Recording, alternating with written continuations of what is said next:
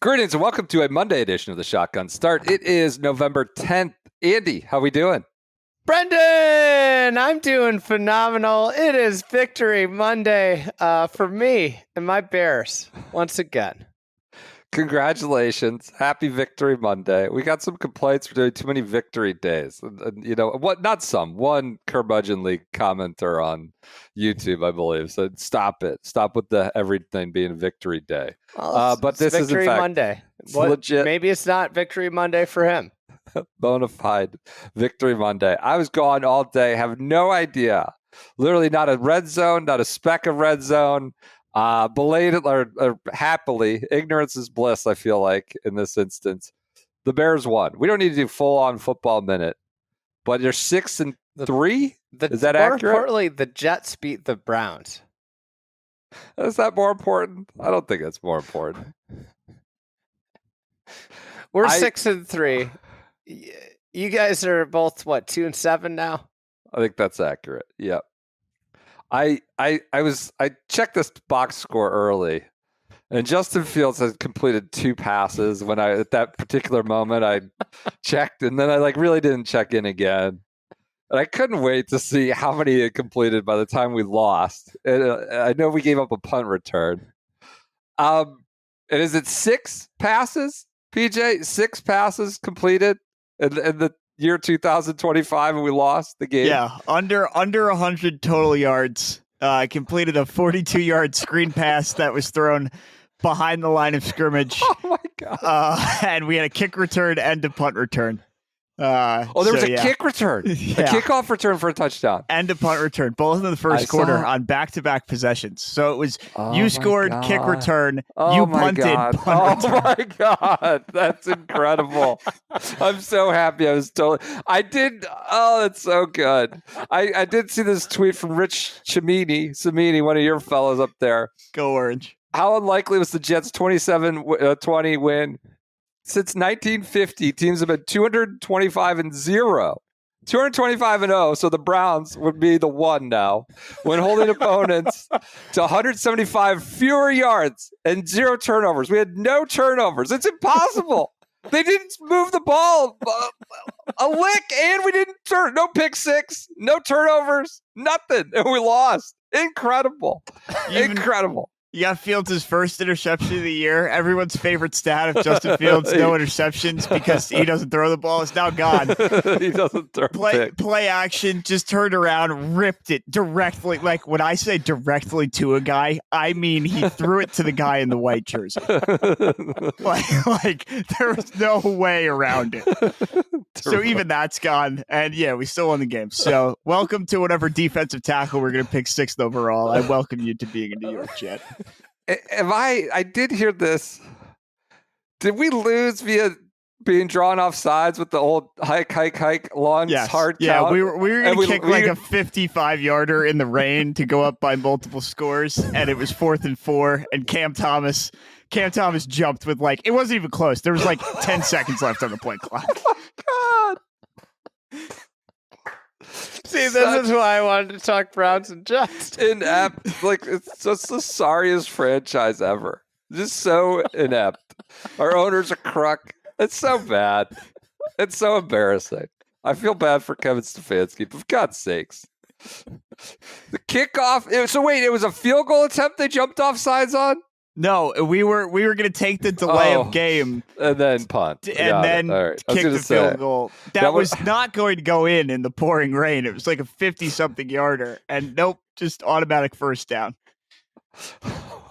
Special teams coordinator might have a tough one on Monday. That's tough. Incredible. I think, honestly, I might have the worst combination of football teams I root for this fall. BC and the Power 4, Power 5.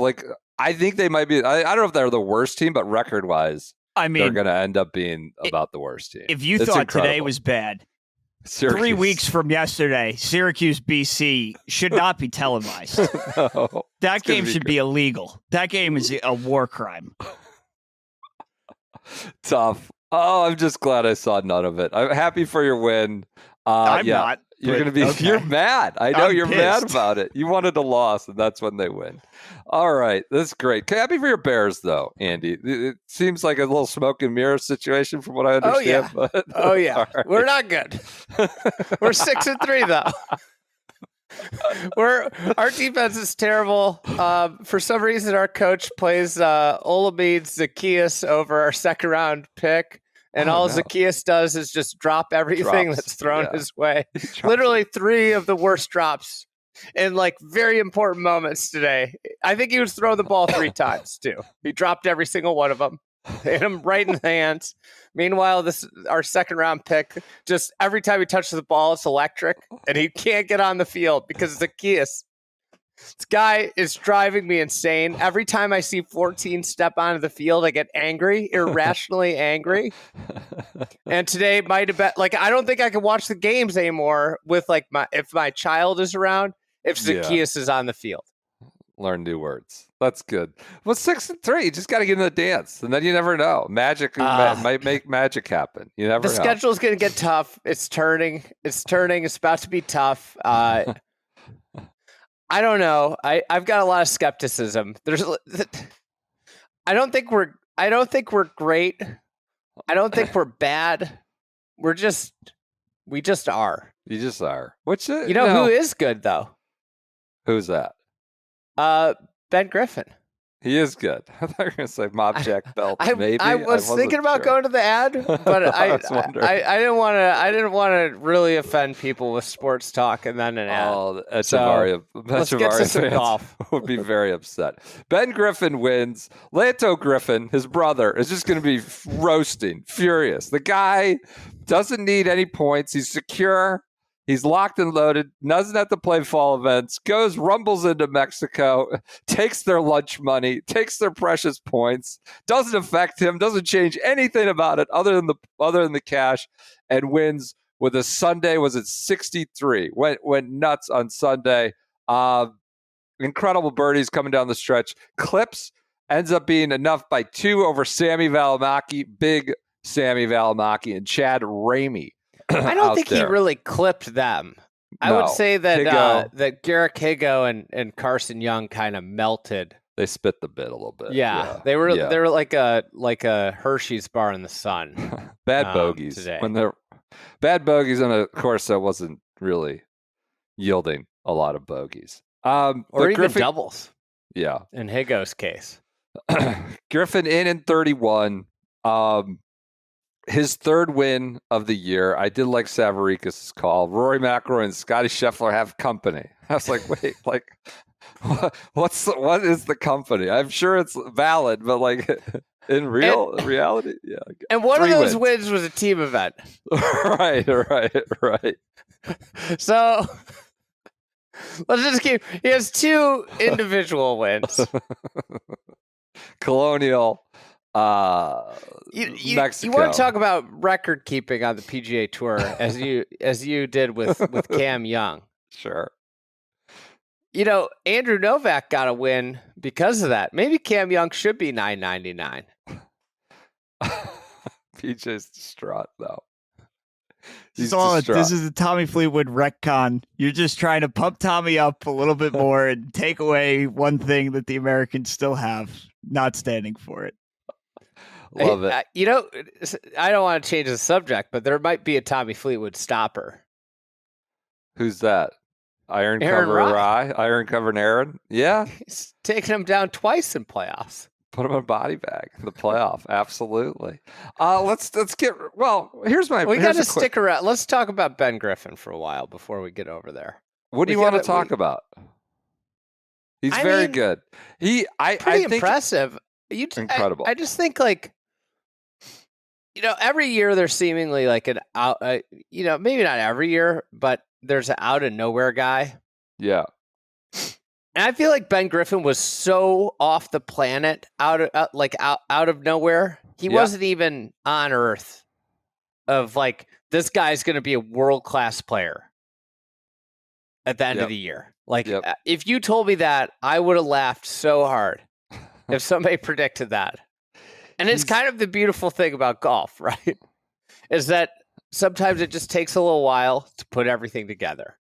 And now he's put everything together. And when you do that and you win some tournaments, and I think for his sake, winning that team event, it like he played so free today. I mean, he shot 63 to win. You looked at the leaderboard on Saturday night, and I was kind of looking at it, and I was like, I mean, Ben Griffin's like the guy on the board that you're worried about, but he wasn't, he was a couple shots back. He wasn't in the final group. And he comes out of the gates hot, and it's like, that's what you want superstar golfers to do. And I'm not saying Ben Griffin's like a bona fide superstar yet, but like, damn, that was an impressive Sunday. Yeah, just kind of, he doesn't need status. He doesn't need anything. He goes 65, 65, 66, 63, 31 on the back, and take it from Higo and Carson Young, as you mentioned. He's gonna go, I think, into top 10. He's 12th. He's probably, I know this isn't the weightiest event. I was looking around. It seems likely he'll be 10 or maybe even higher. So he's going to jump into the top 10. I think, the one thing I was Collin thinking Morikawa will be out if he jumps in. Yeah. That would have been still crunching the numbers. So let's do a little game. Ben Griffin, where he is right now. Ben Griffin, more likely to win a major next year? Ben Griffin, or how far down the rankings are you going? So we're going to Rodham, Shinnecock, Augusta, Birkdale. Scotty, Tommy, Rom, Rory. I think we're good. We're taking those people. Scotty, Tommy, Rom, and Rory. Like more. Who would you pick to win a major next year? Like I think I'd go them. Bryson. Tell me when to stop. I mean, Russell Henley is in the top. He's fifth. No, I'd take Ben Griffin over Russell Henley. Russell Henley can't play half the major championship courses. It's too short. It's just slapping it around. Yeah, he is. Xander, Bryson. Those are like the guys ahead of him in the data golf rankings. You got Fitz, Burns. I don't know. He's way up there. I know things can change. He came on quick, and it might be very different come next April, June. But that's where he's at. Hold on here, though. Like Victor Hovland, you would say is going to win a major before.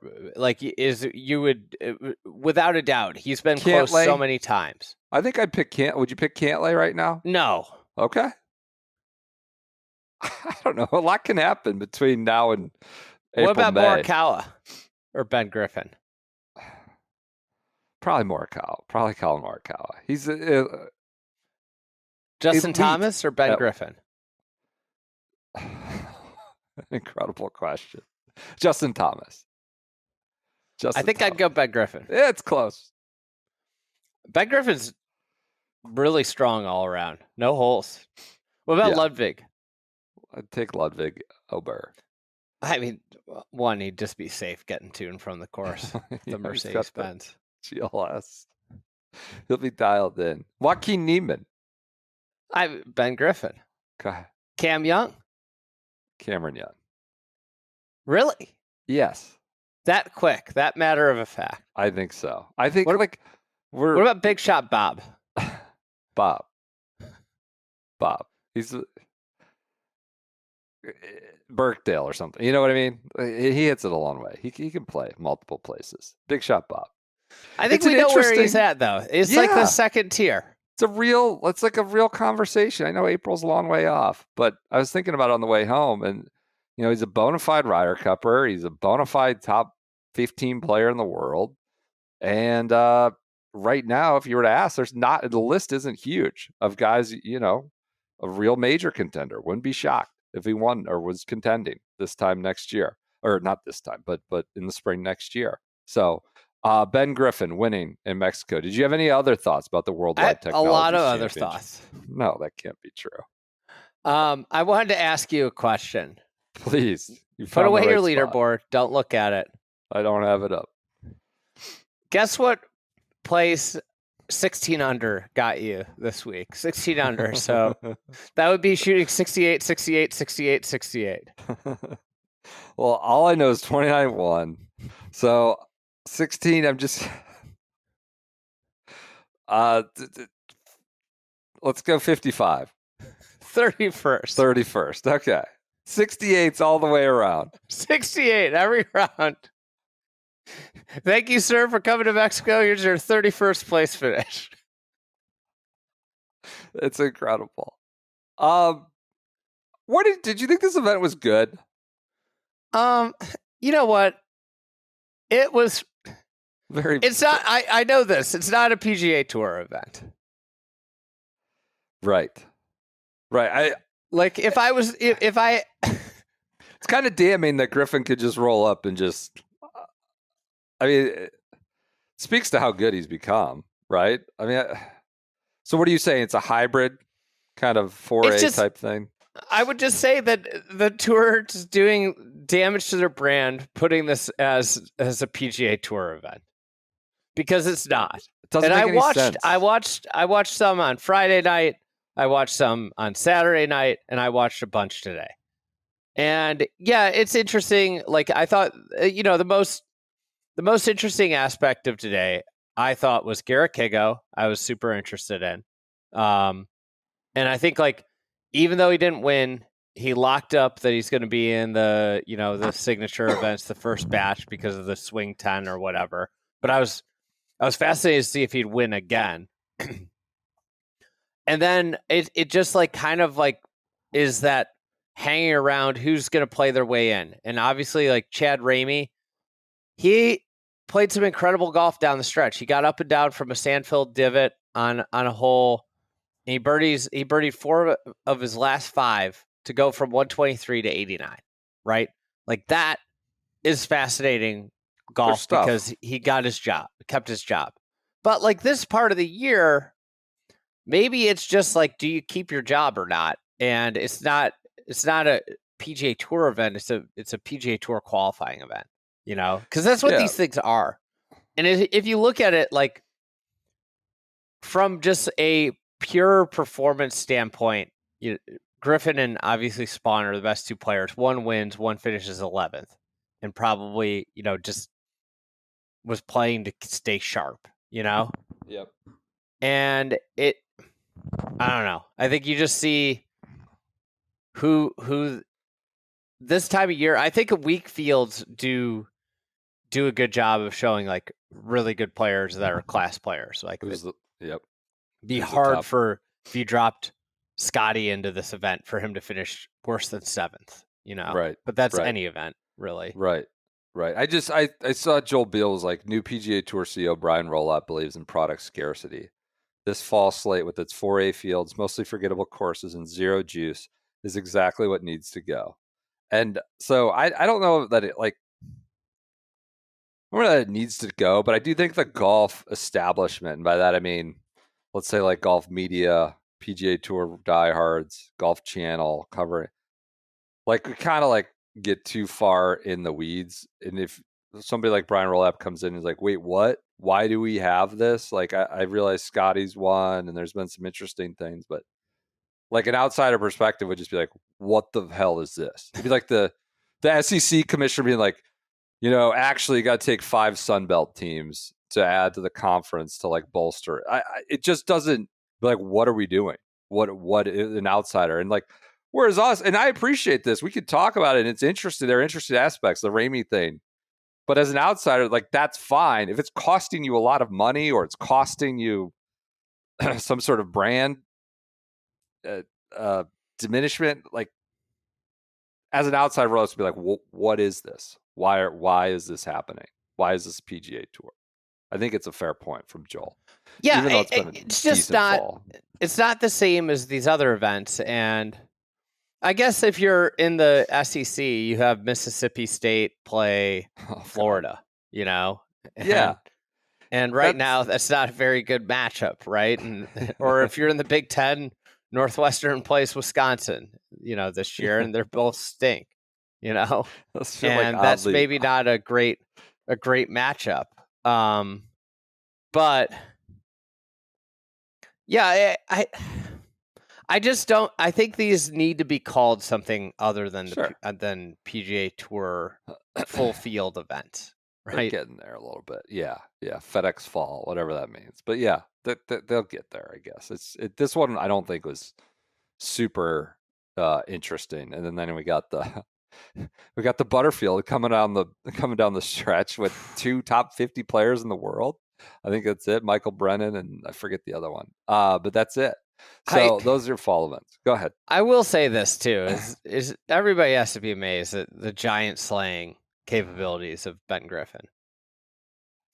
Everybody thought the world was over after the Michael Brennan win, and sure enough, Ben Griffin goes out and shows that the dragon can be slayed.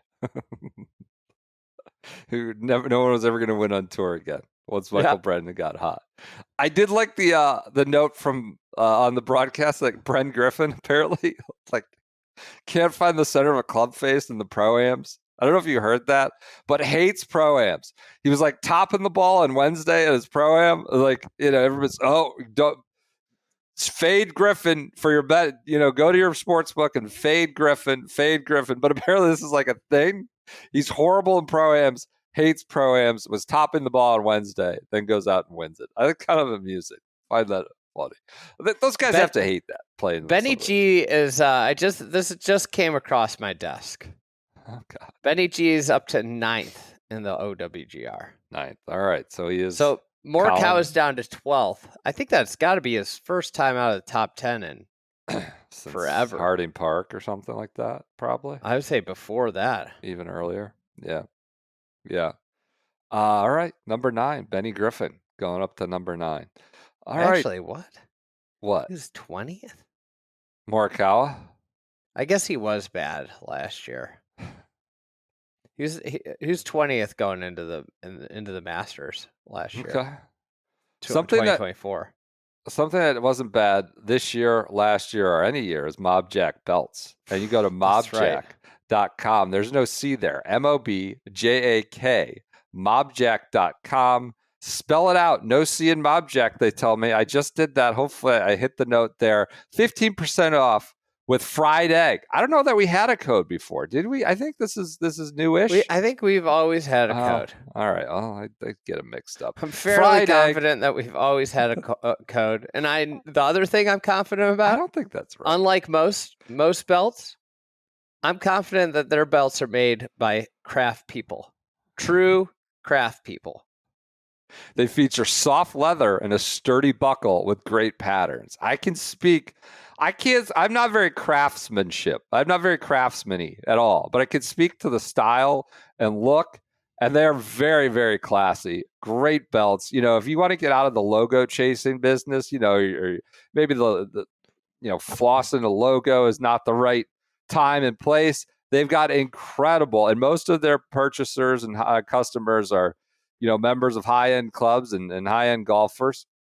They've got a ton of different great styles with avoids the logo chase. Chesapeake and Nantucket are 2 new styles. Bar Harbor, Sedona with new colors. Southampton, Kenny Bunkport with new colors. There's just, honest to God, the hardest part about going on the website is figuring out which one to pick. And you can pick multiples if you want. If you're fancy, you need multiple belts, you can use that promo code fried egg. But no BS. Just an amazing array of styles. I'm getting back into jeans, wearing a lot of jeans. They've got like a Nene, I think, or I can't forget. The Hawaiian one. I've been wearing that. It's like a tan belt or a whiter belt. It's great with jeans. A jean belt I really like that they sent me. I got to look at it. It's great. I think it's the Kenny Bunkport I got. Yeah, that's a good one. That in like kind of the Kenny Bunkport. It's like a stone color that I really like. Love it. Love that. It's great. I guess I'm in a phase of my life where I don't like wearing logos around, and most of my clothing's all got fried egg logos, and I find myself drawn to my favorite things are logo or like logoless, and the belts in particular. Yep. These things that I've just really loved wearing casually on the golf course. They're great. Just, don't need to be a billboard all the time. Mobjack.com. Promo code is fried egg. You get 15% off. Support American craftsmanship, craftspeopleship. You could be a billboard for the fried egg, though. I don't want Well, I don't want to dissuade people from visiting our merchandise shop. Black Friday comes soon. All right, on the DP World Tour, Aaron Rodgers wins the Abu Dhabi HSBC Championship, holds off Rory McIlroy's lowest round ever on the DP World Tour. Nips Tommy Fleetwood in a playoff.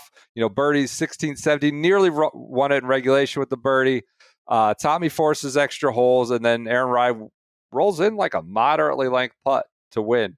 He's now 30 years old. He's won the Wyndham Championship. This is by far, I believe, his biggest European Tour win or DP World Tour win, as it is. Kind of an interesting career. I was thinking between Griffin and Aaron Rodgers, we just did on Friday that under 28 draft or under 29 draft, and whatever we took, 4x6, like 24 guys. How many of those guys would take Aaron Rodgers and Ben Griffin? Rodgers going to move into the top 25, 23rd. He's 24th in the world. Okay. We're talking about kids in college in that draft a lot. Now, some were Hovland, Cameron Young, those types. But a lot of the college kids, you have Ben Griffin was selling mortgages, and that story has been told 100 times now, including on the broadcast today. And Aaron Rodgers comes from nothing. He's doing the Challenge Tour. He's winning in Kenya. It's not linear like that, right? It's not like and all those studs, a lot of those studs we talked about on Friday, drafting, how many of them would take this? Would love to be 30 and have, a 3-win season? Like, this would be the ceiling. It's interesting. So it's not linear, and it's not always the stud in college. It might be the guy that was writing mortgages 4 or 5 years ago. So congrats to Aaron Rodgers. It's an interesting dynamic, the way that the pro golf pushes people to the top. It's kind of an amazing modern career too. He hits it nowhere. He's not like a great pedigreed golfer. And he's just gotten better and continuing to improve every year. And I think this is the type of stuff that you look for, that you appreciate about pro golf, is that it's such a marathon, and there's a lot of other sports that are like far more instant gratification sports, right? Mm-hmm. Like the NFL, you get drafted, and the careers are so short that it's so dependent on athleticism. I think that's one of the beauties of golf, is the skill aspect of it. Allows people to continue to get better and improve into their 30s in some cases. And you don't always get better, though. That's like I think the thing that's maybe the most fascinating about the sport is like how you can bang your head against the wall, work your ass off, and not always get better. And I think that's like one of the things about I guess, we've gone through this youth craze, and I think there's so much youth talent in the sport, like the young talent. There's a ton of it, but it seems to be just kind of like glut from 20 or 30th in the rankings to 200 is where like these young players have filed in and kind of replaced like the 45-year-olds, or 40 plus year olds. Mm-hmm. And it seems like that the market is starting to, I would say, normalize a bit, where you have these guys playing their best golf in their middle ages. Joseph Lamani and I talked about this on the Fried Egg Pod last week, but like where 27 to 35 is really the sweet spot. Rise 30, Griffin is 29, not yet married, getting married, as they talked about. So it's the sweet spot you just kind of captured. Pre-kids. Yep. Pre-kids. Most. It's like I wonder if there is something to that. That's an interesting yeah. The opposite of perspective. Actually, it's career death. It's not perspective. The rosy narrative they tell you on TV. Anyway. I would be curious if you could like somehow get like an anonymous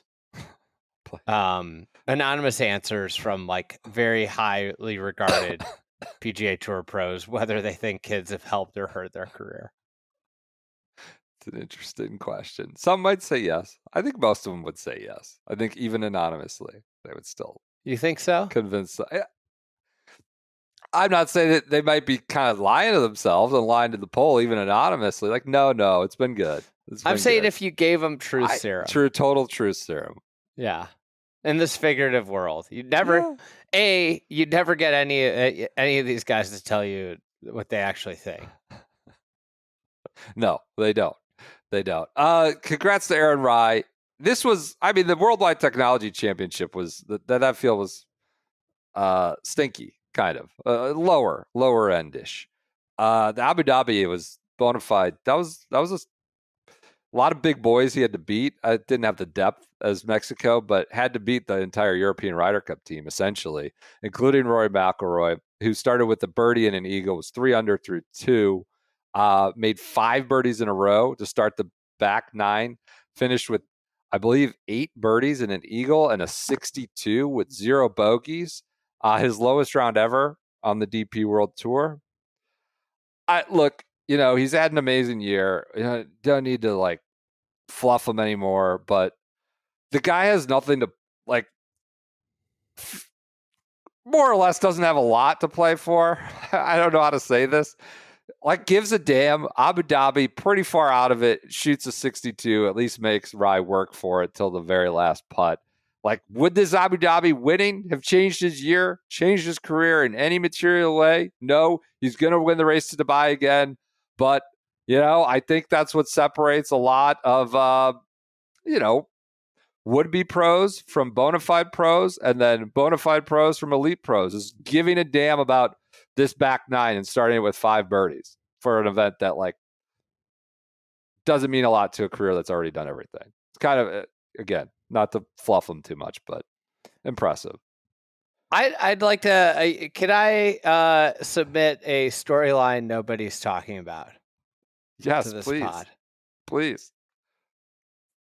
Are we sure that Tommy Fleetwood could win on the DP World Tour now that he's broken through on the PGA Tour? Did he win Delhi? India? Doesn't that count? That was a DP World Tour event. Was it? Yes. I don't think it's listed on his OWGR. He won Delhi. He had to get something from that. So, it was going to be his 3rd win in 80 days. It is on there. Yeah. I missed it. He won Delhi. So, yes. But we'll come up with we can change those goalposts again. There's a reason that nobody's talking about that storyline.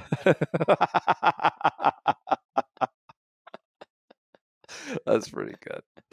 Good. Anything else from Abu Dhabi? A solid coffee golf. Really loaded field. But, not very appealing for the American audience. You're waking up. I'm waking up. It was good, though. I watched. I was on my way to the airport. Yeah. So watched it. I was on the way. I had a great day. I had a great day of sports watching, to be completely honest. I flew basically all day. On my Uber to the airport, I watched the golf. In the airport, I watched the end of golf, which ran right into the kickoff of that Berlin game, which was on my flight. Then on my next flight, I got all the Bears game. That's good. And then I watched the PGA Tour finish right after. It was incredible. I basically just watched sports all day long. So did while sitting on a plane. So did I. That was just 5 terrible 9-year-old lacrosse games, but I watched sports all day too.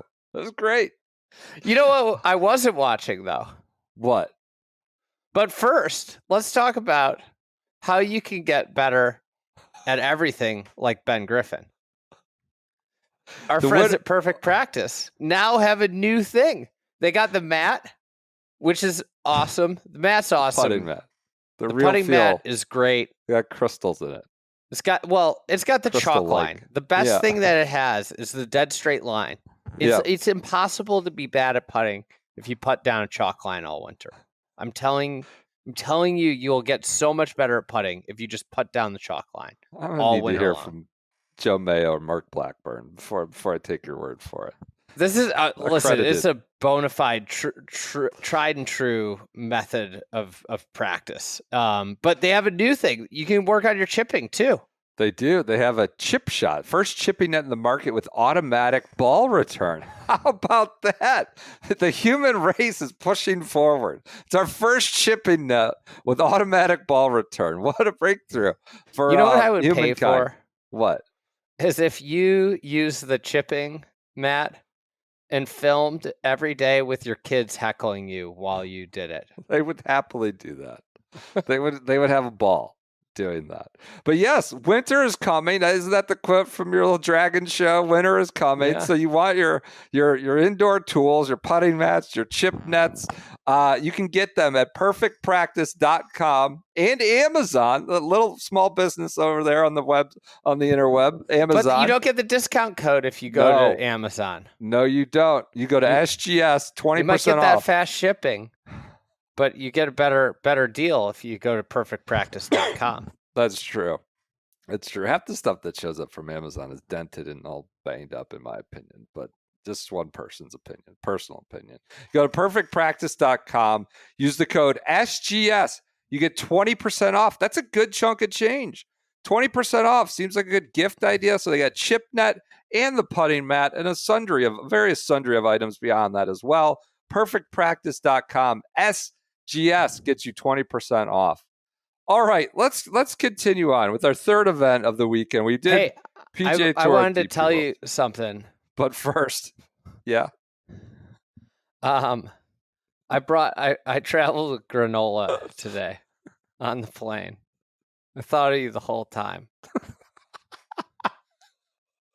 This is we're doing a podcast. Like, I wanted to tell you something. Like, what is this podcast in right now? I just got to tell you. I forgot about it. I'm trying to get this Mickey Mouse LPGA finished. Well, I was going to talk about that before we did the ad. That's pretty good. What are we talking about? Like granola, like in a baggie, kind of like in a bag. It's like broken apart, not granola bars or anything. Yeah. Like that. Okay. Yeah. That's granola. So I was leaving a granola trail all through the airport. Well, crumbs everywhere. I got that bit from one of my friends. My friend's dad. What's just story time here? His nephew was graduating from CU Boulder, which, as you can imagine, they were trying to have a big party, like a keg party, and nobody was showing. And my dad, he cracks the kids like, "What are you gonna do? Sprinkle granola around in the front yard to get kids to show up around here?" It's like senior week at CU Boulder. And that's where I got that from Mr. Conkland, and that's where my granola bit comes from. That's you. That's you and your San Francisco granola trail. I was going to say the only thing I didn't watch today was the LPGA. There was nothing to watch. I think two things could be true. This tour has had, like, without a doubt, the unluckiest and, like, worst luck of any that you wouldn't wish what has happened to this tour on any tour in golf. Like, I don't know if I'd wish it on Live. Between like the complete Liv. Like so many no-name winners that nobody knows about, to the weather issues, to the logistical issues at tournaments. And then we're getting to the end of the year, and it's capped off with a tournament that started the final round, as I read.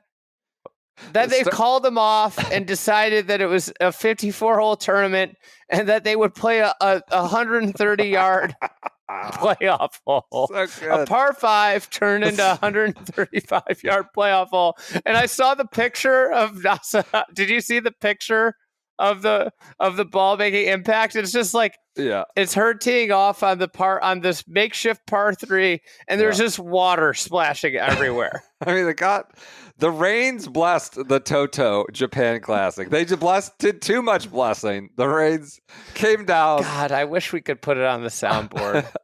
And they blessed the hell out of the Toto Japan Classic.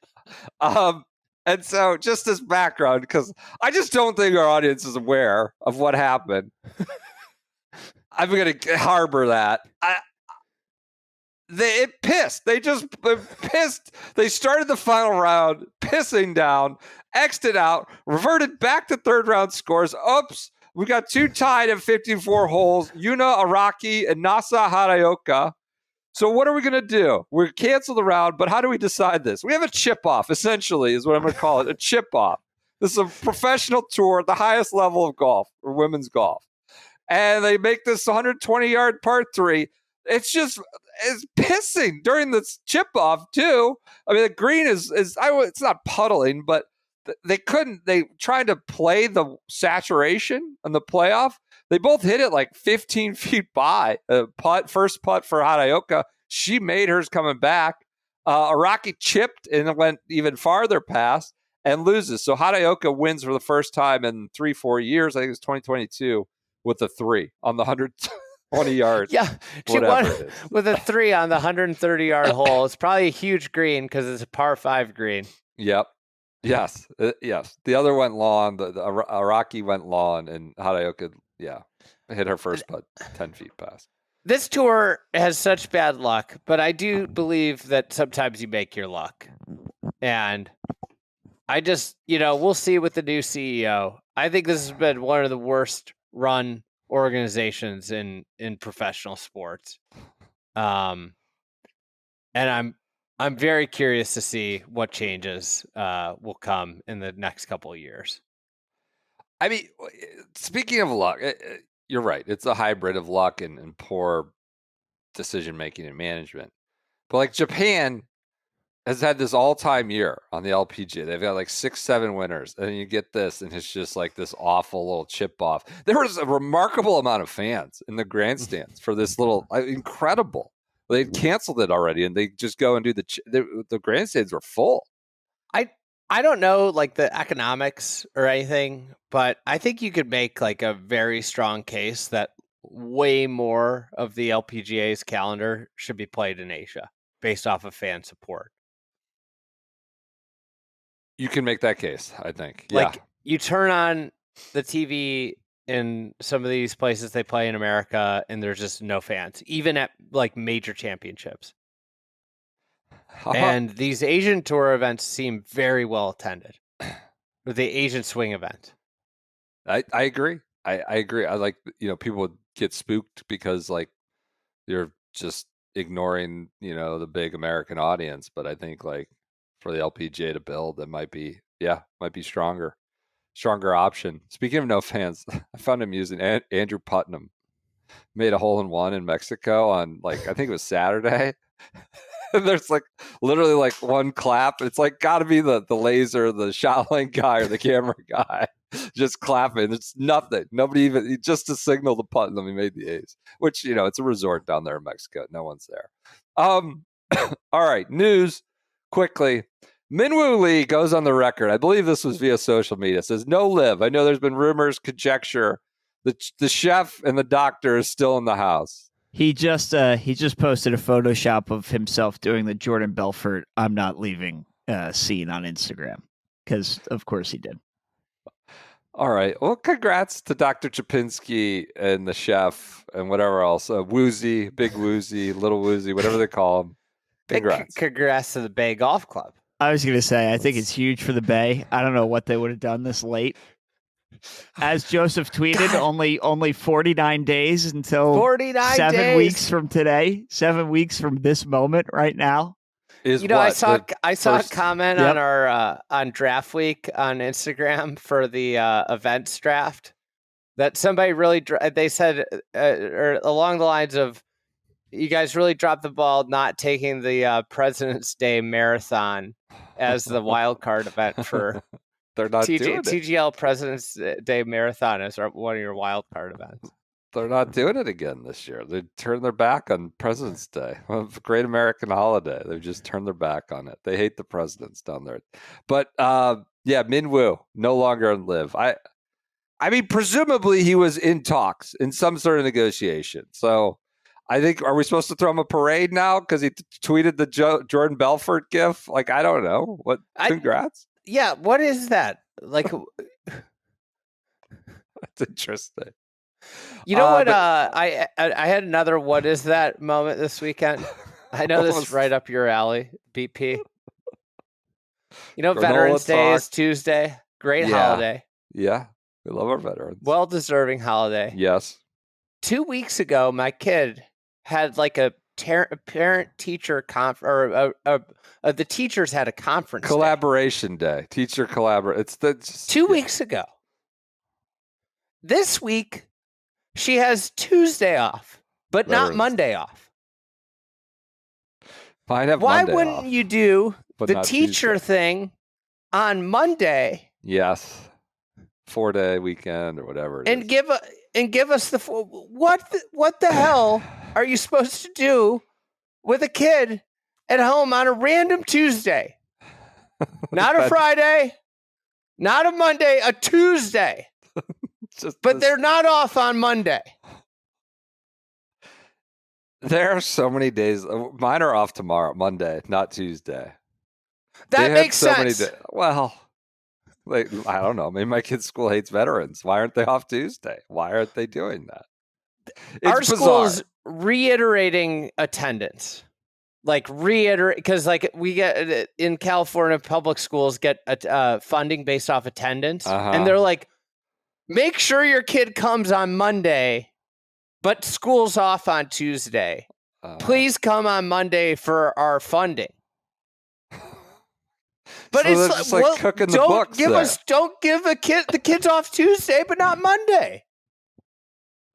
Man, promoting attendance for funding feels like there's some pitfalls there. But okay, all right, yeah, no, I don't understand that I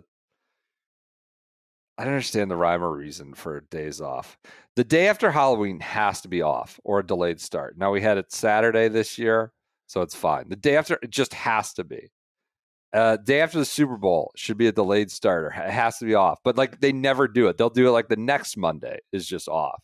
It just kills me some of the days they get off. But sometimes I think that like school administrators are generally people that have never been parents, and that's how they come to these decisions. All right. I think this maybe some of the superintendents, the top who make some of these decisions. Yeah, possible. Other news. Bruce Hepler is retiring from Georgia Tech. Everybody I've ever talked to said this guy's like the nicest, best, greatest dude. He has not won the NCAA championship, so they're like making one last ride. Go for it. Countless All-Americans, ACC titles, all sorts of awards, all through the years. But I just bring this up because everybody like who follows this closely says this guy is like one of the best dudes, all-timer, and obviously performance-wise too, an all-timer. So he's retiring the end of next spring. All right. Who would you say is the best college basketball coach never to win a title? It's a good question. I need some time to think about that, actually. PJ, do you have a submission?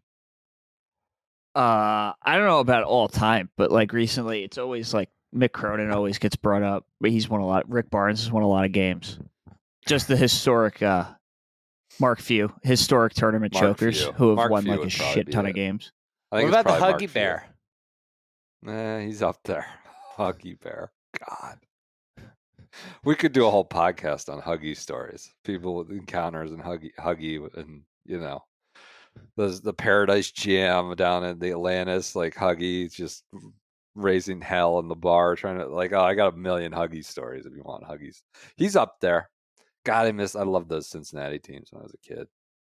Danny Fortson, Kenyon Martin. Yep. Who was the guard that got in the car accident? DeMar Johnson, was it? He was one of them. He was a Wayne, Steve Logan was a point guard. They had so many guys. Not the Huggy Bear. Mark Few is probably the answer. PJ, that's a good one. Say maybe like Mike Montgomery. Remember him at Stanford? They would always be a number one seed, and then like never make the second weekend. Yeah. Just a random one. All right. I think that does it for this Monday edition. Do you have any other stray thoughts? Are the Bears going to make the playoffs here? You got to call it. Why do you have to ask me a question on November 9th? You got to call it. You know what? I'm happy. I'm living in the moment, Brendan. We're 6-3. PJ, our quarterback's good. He is good. He's good. I watched a lot more Bears than I normally did today because they were on TV in New York.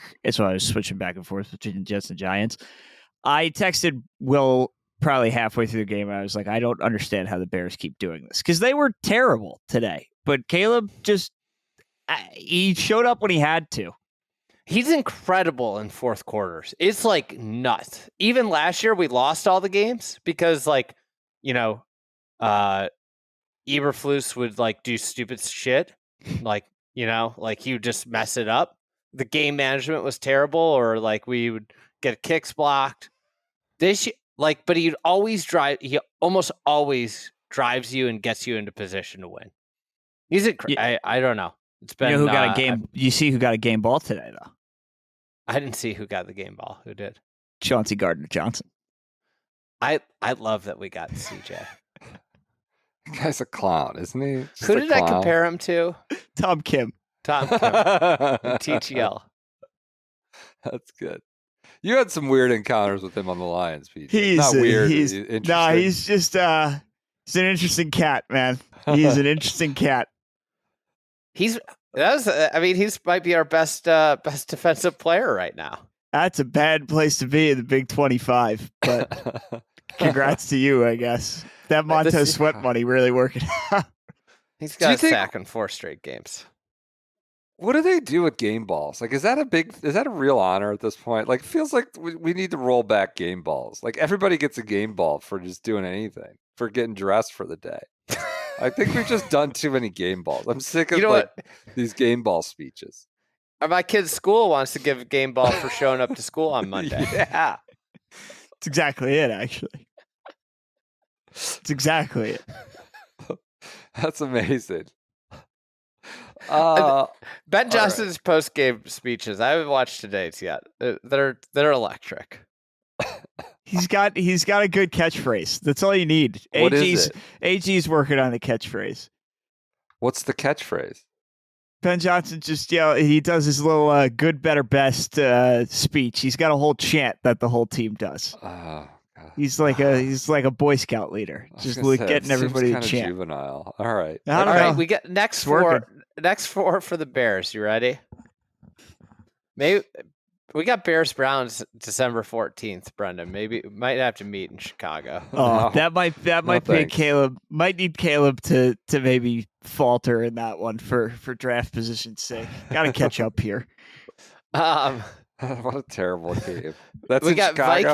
Vikings, Steelers, Eagles, Packers. Next 4. We're 6-3 now. What's the record after those 4? What do you guys think? Vikings. Where is the Vikings game? At Minnesota, but it's a revenge game because we should have won the first game. Right, that was the worst loss. That was an awful loss. That's the thing. We could be 7-2. Rodgers is beating you. That's a lock. Oh, you know what I was thinking about now? today? Actually, Peach, I wanted to get your opinion on this. We'll come back to this. Is there a possibility that Matt Stafford was a better quarterback than Aaron Rodgers all along? Oh my god! And that he was just in a shitty situation with the Lions. Aaron Rodgers was in the greatest situation ever as a Packer. The greatest situation ever, throwing to the corpse of James Jones for 5 years. Come on, man! Really? Come on, man. This is you're lashing out. That's okay. I mean, we're gonna have to wait 2 weeks for you to lash out again. I'm not lashing out. I'm just watching Matt Stafford and wondering because he was always good, but he had just completely dysfunctional teams. Oh. It's a good take. No, it's not a good take. Matt Stafford obviously was underrated this whole time and is probably going to get a lifetime achievement MVP at this rate. Deservedly so. But he's also throwing to, maybe the best wide receiver in the league and a first ballot Hall of Famer, who Aaron Rodgers also had. Yeah, you're acting he's thrown to 34-year-old Devontae Adams, who Aaron Rodgers had for the entire prime of his career. Devontae Adams, you're both siding it. Devontae Adams was not a superstar for the first couple of years. Took a while to round into form. Oh my god! You were like, he's given everything. You're acting like he was, Tim Couch to the expansion Browns. He was given everything. What are you talking about? They didn't draft a first-round receiver for 25 years. Well, like, Devontae Adams was a second-round receiver. He sucked in playoff games. He was legitimately bad in a lot of those games when they would win 13 games or 12 games, and then he would crap the bed in January. And I don't want to bring this up again, but I compared him to Greg Norman once. If the Bears don't rest their starters in Week 16, Aaron Rodgers never wins a Super Bowl. I don't even want to pull the thread on this one. What is it? What happened? The Bears could have knocked him out of playoff contention, but the Bears rested their starters because they were, they had to buy locked up. Okay. This was so the the year Packers that they won and got into the playoffs the year they won the Super Bowl. Oh my God. That's a great theory. I love that. This is just terrible. The man has 4 MVPs, and you're acting like he is never. Well, that done was just anything. Brady fatigue. Those MVPs. That's Oh all my that was. God. that I don't mean. All right. So, anyways, That was something I was thinking about watching Stafford dice up the Niners tonight. He went back-to-back MVPs at 40 years old, and are we kidding? Are we kidding? Look at Matt Stafford's playing the best ball of his career. He just finally Deservedly got out of the so. prison. Matt Stafford the prison of Detroit. Matt Stafford deserves to win the MVP this year. He deserves his little air recovery wagon like Justin Rose. That whole chamber he came out of in training camp. I'm glad it worked for him. He's not better than Aaron Rodgers. Stop. All right. But all right. So this next only four, got brought up because I accurately stated that Aaron Rodgers is once again coming for you in 2 weeks. And I'm right, is the funny part. I actually called my cousin, who's a huge Bears fan, and asked him about that take and what he thought about it. What he said it was interesting to think about. Probably not true, but an interesting one to think about. Gets your wheels going.